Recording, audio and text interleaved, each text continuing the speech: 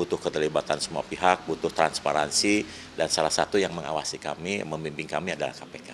Jadi begini, pada 2 hari yang lalu, Badan Gizi sengaja meminta audiensi kepada KPK untuk mendapat pendampingan, kemudian mitigasi, dan lain-lain. Nah, kemudian Bapak Ketua KPK menyampaikan bahwa ada temuan di mana ternyata ada pagu anggaran yang tidak 10.000 tapi 8.000. Dan perlu kami jelaskan bahwa penetapan pagu itu berbasis 2 hal. Pertama, pemenuhan kebutuhan kalori.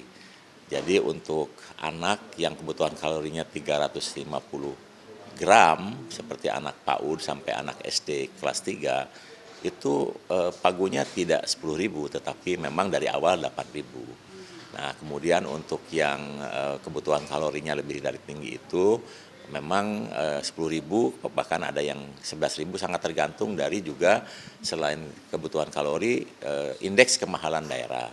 Jadi 10.000 itu adalah rata-rata. Ya. Di daerah-daerah di mana indeks kemahalannya tinggi, seperti misalnya di Intan Jaya, itu kan pagunya untuk bahan bakunya 60.000, 59, sekian. Jadi perlu kami jelaskan bahwa di dalam makan bergizi ini ada 3 komponen. Yang pertama adalah komponen bahan baku, kemudian yang kedua komponen operasional, yang ketiga sewa untuk semacam insentif lah bagi mitra untuk keterlibatan dalam program ini. Dan perlu kami jelaskan bahwa untuk bahan baku dan juga operasional sifatnya at cost. Jadi kalau kepala SPPG dengan mitra setiap 10 hari mengajukan anggaran, itu dia akan melis berapa saja penerima manfaat, kategorisasinya ada, harganya akan ditetapkan. Kemudian Badan Gizi akan mengirim uang selama 10 hari itu, kemudian digunakan oleh mitra. Nah, uang yang digunakan itu at cost. Jadi kalau misalnya contoh ya, dalam 10 hari itu menerima katakanlah 350 juta untuk bahan baku. Ternyata digunakan 300 juta. Nah, yang 50 jutanya bukan jadi keuntungan mitra, tetapi untuk digunakan 10 hari kemudian. Nah, demikian juga operasional. Nanti kalau misalnya ternyata dikirim uang 350 dan pengeluarannya lebih besar, katakanlah 375 juta, maka yang 25 juta bisa ditagihkan di 10 hari kemudian.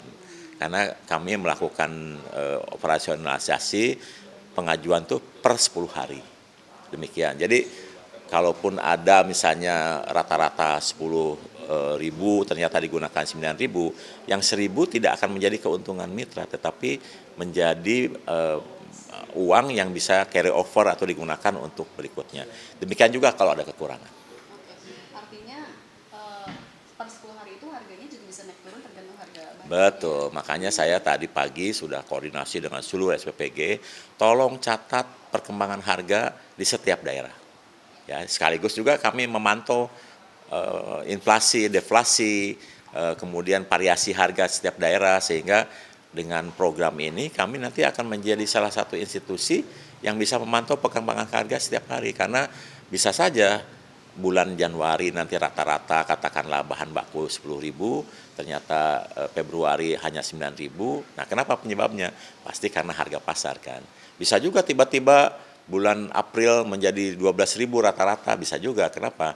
Karena ada harga umum yang berlaku hari. Jadi berarti kalau misalnya lebaran harga naik, bukannya porsinya yang dikurangin biar 10.000, enggak gitu ya? Gini, Badan Gizi itu menetapkan 4 standar. 1, pemenuhan komposisi gizi. Yang kedua, pemenuhan kebutuhan kalori untuk setiap perkembangan. Yang ketiga, aspek higienis. Yang keempat, keamanan pangan. Nah, kenapa kami bayar bahan baku dan operasional at cost? Karena kami tidak ingin kualitas komposisi gizi dan kalori itu terkurangi karena naik turunnya harga.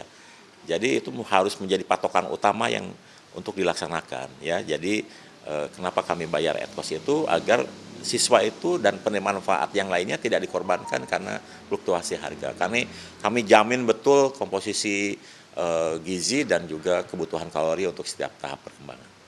Artinya kalau informasi KPK itu bukan laporan kasus hukum? Bukan, baru ada laporan yang barangkali mungkin ya belum kami jelaskan, makanya waktu kami jelaskan yang seluruh hadir di ruangan pertemuan KPK itu dapat memahami prinsip kami, dan kami memang kemudian akan bekerjasama intens dengan KPK terutama di Deputi Pencegahan, karena tentu saja ini program besar, anggarannya besar, butuh keterlibatan semua pihak, butuh transparansi, dan salah satu yang mengawasi kami, membimbing kami adalah KPK. Kami ucapkan terima kasih atas ya istilahnya insight-insight dari KPK sehingga semua orang bisa melihat dan saya juga bisa menjelaskan yang sebenarnya seperti apa.